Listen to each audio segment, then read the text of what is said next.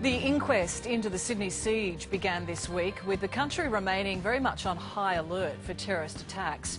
And there's a lot of fear and questions about why so many Australian citizens are choosing to travel to countries like Syria and Iraq to take up the radical fight.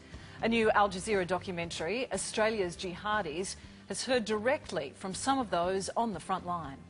For more than 6 months, I've followed Australians online who support known terrorist groups. One person I make contact with is an 18-year-old former grade A student from Sydney who's now in Syria. He dropped out of university to join ISIL last year.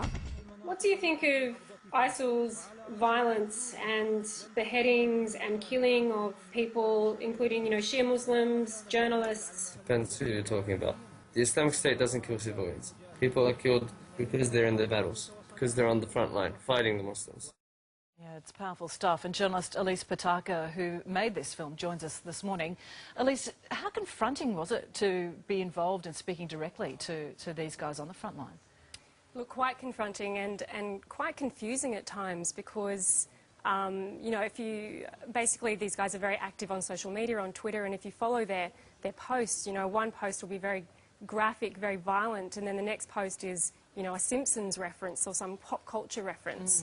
So it sort of makes you think, these guys are on the one hand very violent and have this mindset, but at the same time they come from Western countries, they come from Australia. They're people that that I've grown up with, perhaps. Yeah, and a lot of them are very young and impressionable as well. How did you manage to convince them to actually speak with you directly on social media? How did you earn their trust?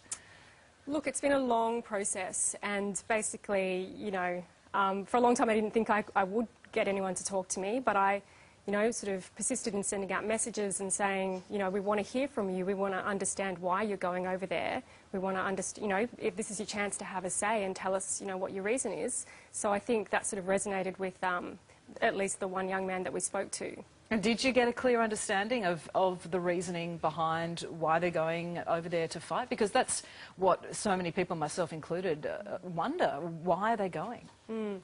I think it's very complex, and there's a lot of misconceptions around it. I think, it's easy for us to think they're just these, thugs or people with criminal histories. But what I sort of found out is that, and the federal police will confirm this, there's no one profile, there's no one demographic. So on the one hand, you have a 16 or 17-year-old from Western Sydney who runs away from home, no criminal record, makes it over there.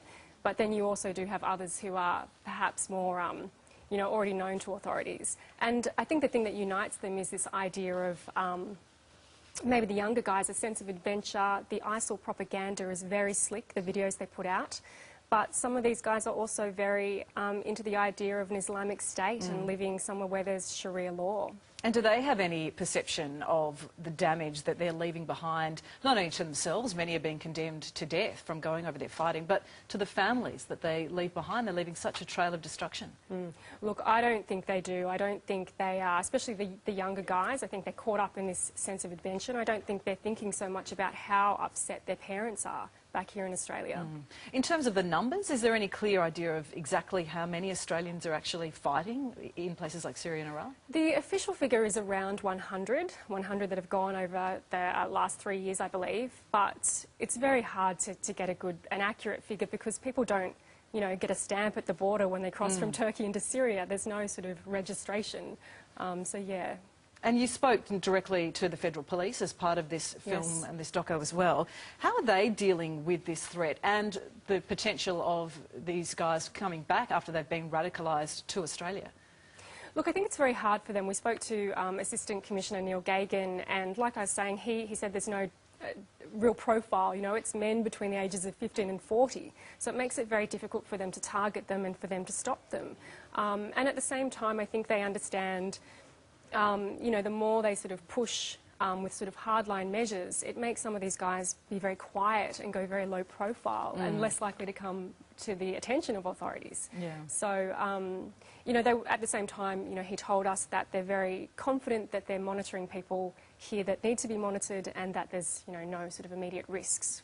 But people could at some point come back to Australia. Yeah, it's very concerning and confronting, and it's an extraordinary film that you've made. Thank you so much for coming in to speak to us today. Thanks for having me. And to see the film, Australia's Jihadis, you can head to facebook.com/101east.